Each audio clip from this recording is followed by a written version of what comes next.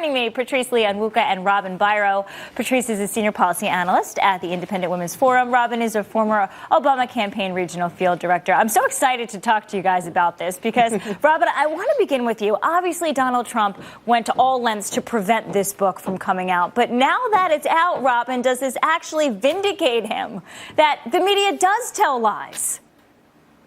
You know, in some case, I think there might be some truth to that, because I really do take this book with a grain of salt. Having looked into Wolf's prior history, I think a lot of this may just be gossip. You know, Americans, we love drama, right? We can't deny it. We can't get enough of it. This book provides it in spades, but whether or not any of it should be taken as truth, I just don't know. I saw some advanced copy and excerpts. Some of it just sounded so ridiculous and far-fetched. Robin, this is my favorite part, that Donald Trump eats McDonald's because he fears being poisoned.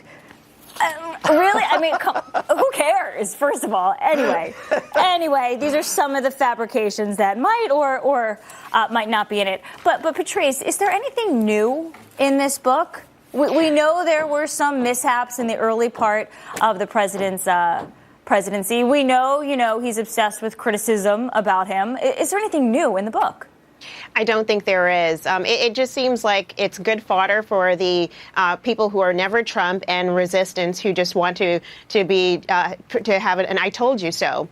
I do think it's interesting if any of these conversations, these private conversations, are true, to really hear how people were talking, in the inner circle of the Trump campaign and in the early White House, how they were talking about the president. But at the end of the day, when we look at where we are as a nation and where our economy is, even if there were bumps earlier on in the road, we're in a really great place right now. So kudos to the president for getting us to where we are. And could you make the argument, and would you make the argument, Robin, that we are in a better place right now because Steve Bannon is not in the White House, and he might have appealed more to the brashness of Donald Trump, and now the president is more reined in, right?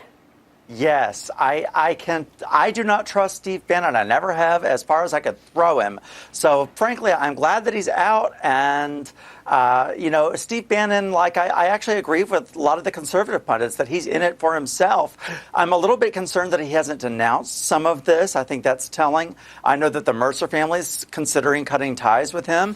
That's telling also. But I think that Donald Trump is better off without sort of a loose cannon. Mm-hmm. And what was it? The Donald Trump called him Sloppy Steve. That's one of the few disparaging remarks I actually tend to agree with the president on as far as that goes.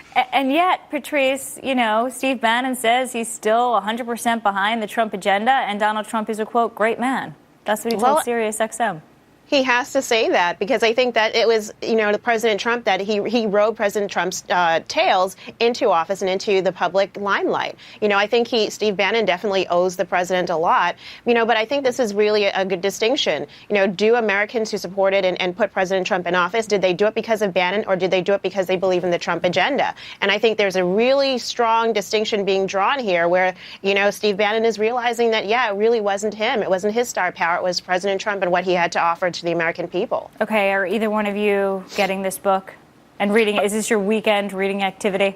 It is not. It is not. Robin, what about you? I think it might be really good to line the litter box with.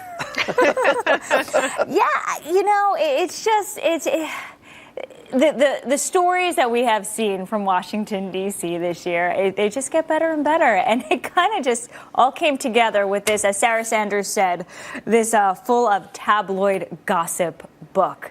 Unbelievable. So we now have a more disciplined Robin, Donald Trump. We got tax reform done, and he did that without Steve Bannon.